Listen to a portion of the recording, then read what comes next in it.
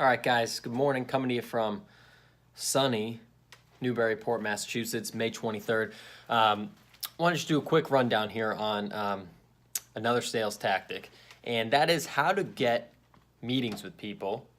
Pretty broad, but how to use connections and how to use triggers. And in our company, we have some sales consultants coming in to help with some training and things like that. And one question they had was around triggers. What triggers do you use when you go for outreach? Meaning someone got a new job, they got funding, there's a new department, new office opening up, things like that, public events.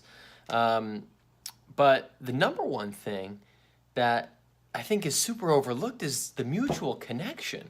One of my friends I know who's elsewhere in the software world, his company has pretty much a policy led by the sales leaders that you don't go and reach out cold to someone until you exhaust all of your resources. Like if you have 8 people you know that are connected on LinkedIn, you're a second connection, and they're first connections, you go to each one of those 8 people and ask, one by one, how they know this person, how well do they know them, can they facilitate an intro, can you get any more info? Because all you're doing is hurting yourself if you're not doing that. And it blows my mind the amount of people that I see.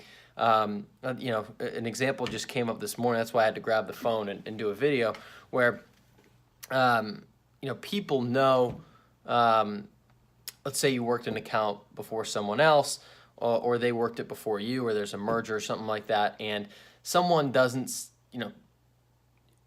prospect into the account, and you go in there and you see, hey, did you know that the CMO or the VP or the number one person that I'm trying to sell to is connected with 7 people at our company? Oh no, I didn't know that. And that they mentioned they're mentioned in this case study from one of our competitors. Oh no, it blows my mind. There's another time a couple weeks ago where someone I overheard someone was trying to break through in the account, and then someone else saw it and they were like, hey, well, our VP is actually connected with them. They go way back. They've known each other for 10 years. It's like you didn't ask them that.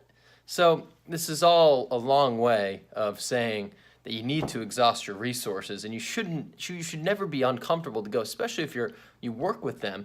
Like it's a team game. Sales is a team effort. So you got to be able to go out there and leverage those resources. Maybe it's someone you sold to in the past. Maybe it's someone that you just met at a trade show a long time ago, and you try to maybe refoster that a little bit. But you should never, going in cold, there's ways to go in cold, and I plan on doing some more in-depth reviews of that. Email, social, pick up the phone, send a carrier pigeon, whatever it is.